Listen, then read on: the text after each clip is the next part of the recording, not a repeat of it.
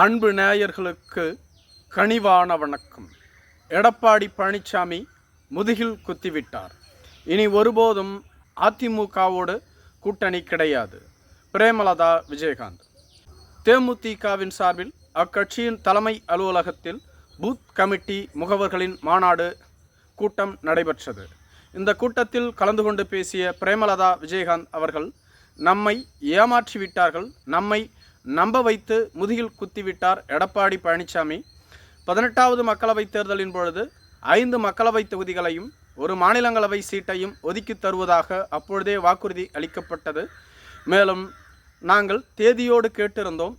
ஆனால் எடப்பாடி பழனிசாமி அவர்களோ எம்ஜிஆர், செல்வி ஜெயலலிதா அவர்களின் காலத்தில் கூட தேதி குறிப்பிடாமல் மட்டுமே ஒப்பந்தத்தில் கையெழுத்து இடுவோம், அதுபோன்றுதான் தற்பொழுதும் தேதி குறிப்பிடவில்லை, உங்களுக்கு வாக்களித்தது போன்று கண்டிப்பாக ஒரு மாநிலங்களவை எம்பி சீட்டை தருவோம் என குறிப்பிட்டிருந்தார்.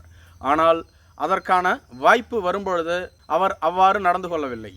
ஏற்கனவே தமிழகத்தின் முதலமைச்சராக இருந்தவர் என்ற மாண்பை கருதி அவரை பற்றிய எந்தவிதமான விளக்கத்தையும் நாங்கள் வெளியிடவில்லை. ஏனெனில் அவரை நாங்கள் முழுமையாக நம்பினோம்.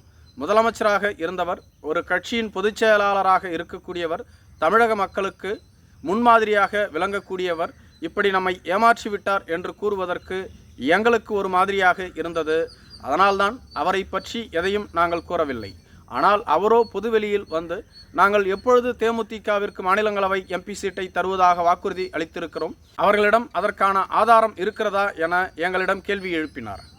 ஆனால் நாங்களோ இதற்கு பதிலளிக்காமல் எங்கள் கட்சியின் பொருளாளரான திரு எல் சுதீஷை அனுப்பி நாங்கள் அறிவுறுத்தி இருந்தோம். இந்த மே மாதத்தில் நீங்கள் வாக்குறுதி அளித்தது போன்று எங்களுக்கான மாநிலங்களவை எம்பி சீட்டை வழங்க வேண்டும் என கேட்டுக்கொண்டோம். ஆனால் அவர்களோ அவர்கள் கட்சியை சார்ந்த இருவருக்கு அந்த சீட்டை ஒதுக்கிவிட்டு உங்களுக்கு பிறகு தருகிறேன் என கூறி நம்மை ஏமாற்றினார்கள். இனி ஒருபோதும் நாம் யாரையும் நம்பக்கூடாது என நான் அப்பொழுதே முடிவு செய்துவிட்டேன். இனிமேல் நம்மோடு கூட்டணிக்கு வரக்கூடியவர்களிடம் முதலில் எத்தனை தொகுதி என எழுதி கையொப்பம் பெற்றுக்கொண்ட பின்புதான் அவர்களோடு கூட்டணி தொடர்பான பேச்சையே பேச வேண்டும் என்று எனக்கு தோன்றுகிறது. ஏனெனில் நாம் அவ்வாறு ஏமாற்றப்பட்டு விட்டோம். தேமுதிக தமிழகத்தின் எதிர்க்கட்சியாக இருக்கக்கூடிய நிலையில் இருந்தது. மேலும் தேமுதிகவிற்கு இன்றளவும் மக்கள் மத்தியில் பெருத்த செல்வாக்கு உள்ளது. நாம் எழுச்சி பயணத்தை தமிழகத்தில் தொடங்கினோம். நமது சுற்றுப்பயணத்தின் பொழுது தொண்டர்கள் கேப்டனின் மீது உள்ள பாசத்தின் காரணமாக நமக்கு ஆதரவு நல்கினார்கள். எடப்பாடி பழனிசாமியும் 3 கட்ட சுற்றுப்பயணத்தை முடித்துவிட்டு 4வது கட்ட சுற்றுப்பயணத்தை தொடங்க உள்ளேன் என கூறுகிறார். அவருக்கு எப்படி கூடுகிறது என நான் சொல்ல தேவையில்லை, அவர்கள் கட்சியினரே கூறுகிறார்கள். புதுக்கோட்டை மாவட்டத்தில் எடப்பாடி பழனிசாமியின் பிரச்சாரத்திற்கு சென்று வந்தவர்கள் கோட்டர் மற்றும் பணத்தை பிரித்து கொண்டதை நாம் நேரடியாக பார்த்தோம். அங்கு வரக்கூடியவர்களுக்கு பணம், பிரியாணி, கோட்டர் என வழங்கப்பட்டு அதன் அடிப்படையில் தான் அங்கு கூட்டி வரப்படுகிறார்கள். ஆனால் நாம் யாருக்கும் அதுபோன்று எதையும் செய்வதில்லை. நம்மிடம் பணமும் இல்லை. விஜயகாந்த் மீதுள்ள அன்பின் வெளிப்பாடாக மக்கள் அனைவரும் நமக்கு ஆதரவை தருகிறார்கள்.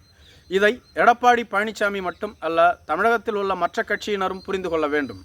இன்றளவும் தேமுதிகவிற்கு பெருத்த செல்வாக்கு உள்ளது. தமிழகத்தில் 3வது பெரிய கட்சி என்றால் அது தேமுதிக தான். ஆனால் நமக்கு வாக்கு வங்கி இல்லை என ஒரு சிலர் நம்மை குறைத்து மதிப்பிடுகிறார்கள். வரும் சட்டமன்ற தேர்தலில் நமக்கான தொகுதியை யார் தருகிறார்களோ அவர்களோடு மட்டுமே கூட்டணி அமைக்க முடியும். மேலும் நேற்று ஜி.கே. மூப்பனாரின் நினைவு நாள் விழாவிற்கு சென்றிருந்தார் நமது கட்சியின் பொருளாளர்.